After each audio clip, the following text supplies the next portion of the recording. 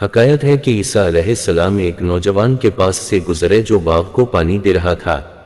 نوجوان نے عیسیٰ علیہ السلام سے کہا کہ خدا سے میرے واسطے سوال کریں کہ اللہ مجھے اپنی محبت کا ایک ذرہ عنایت کرے۔ حضرت عیسیٰ علیہ السلام نے کہا کہ تو ایک ذرہ برداشت نہیں کر سکے گا۔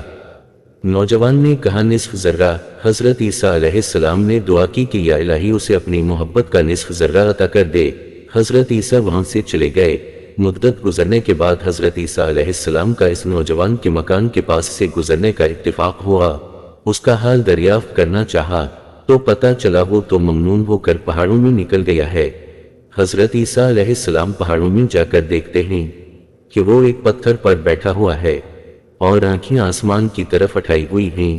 عیسیٰ علیہ السلام نے السلام علیکم کہا۔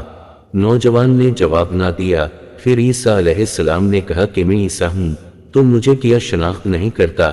اللہ نے عیسیٰ علیہ السلام کو پیغام بھیجا کہ جس کے دل میں میری محبت کا نصف ذرہ ہو وہ آدمیوں کا کلام کیسے سنے گا؟ قسم ہے مجھے اپنی عزت و جلالت کی، اگر تو اس کو کاٹ بھی ڈالے تو اس کو معلوم بھی نہ ہوگا۔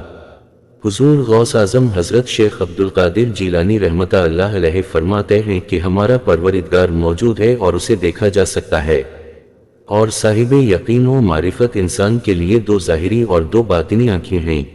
پس وہ ظاہری آنکھوں سے زمین پر بسنے والی مخلوق کو دیکھتا ہے اور باطنی آنکھوں سے آسمان پر بسنے والی مخلوق کو دیکھتا ہے۔ اس کے بعد اس کے دل سے تمام پردے اٹھا دیے جاتے ہیں اور پھر وہ اللہ تعالیٰ کی ذات اقدس کو بلا شبہ و بلا کیف دیکھتا ہے اور مقرب و محبوب خدا بن جاتا ہے۔ یہ حقیقت ہر باشعور انسان پر عیاں ہے کہ انسان کا ایک ظاہری جسم ہے جو دیکھا جا سکتا ہے اور ایک باطنی جسم ہے جسے روح، دل یا قلب کے اندر کا انسان یا ضمیر کہا جاتا ہے، جو کہ ظاہری نظروں سے چھپا ہوا ہے۔ یہ باطنی انسان ہی اصل انسان ہے۔ ظاہری جسم اس باطنی انسان کے لیے اس دنیا میں محض لباس کا کام دیتا ہے۔ یہ جسم اسی دنیا میں تخلیق ہوتا ہے اور باطنی انسان یا روح کے اپنے اصل وطن واپسی کے وقت یہ جسم اسی دنیا میں ہی رہ جاتا ہے۔ وہ انسان جو اللہ کی طرف سے آیا اور جسے واپس لوٹ کر اللہ کے ہاں جواب دہ ہونا ہے، باطن کا حقیقی انسان ہے۔ بے شک ہم اللہ کی طرف سے ہیں اور اللہ کی طرف ہی ہمیں لوٹ کر جانا ہے۔ اللہ کا دیدار کرنا، اللہ کی معرفت اور پہچان حاصل کرنا اسی باطنی انسان یا روح کا کام ہے، کیونکہ اس کا تعلق اللہ سے ہے، اور اس تعلق کی وضاحت قرآن پاک کی اس آیت سے ہوتی جہاں اللہ تعالیٰ فرشتوں سے ارشاد فرماتا ہے کہ جب میں اسے ٹھیک بنا لوں اور اس میں اپنی روح پھونک دوں تو تم اس کے آگے سجدے میں گر پڑنا۔ سورہ الحجر آیت 29۔ یہی روح اللہ کا قرب و دیدار حاصل کرنے کے لیے بیتاب رہتی ہے۔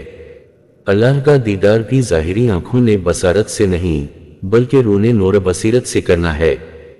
جو ارواح نور بصیرت حاصل نہیں کرتی ان کے بارے میں اللہ تعالیٰ فرماتا ہے، کیا ان لوگوں نے زمین میں سیر نہیں کی ہے کہ ان کے پاس ایسے دل ہوتے جو سمجھ سکتے اور ایسے کان ہوتے جو سن سکتے، اس لیے کہ در حقیقت آنکھیں اندھی نہیں ہوتی ہیں بلکہ وہ دل اندھے ہوتے ہیں جو سینوں کے اندر پائے جاتے ہیں۔ سورہ الحج آیت 46۔ ویڈیو کو لائک کر دیں۔ اللہ حافظ۔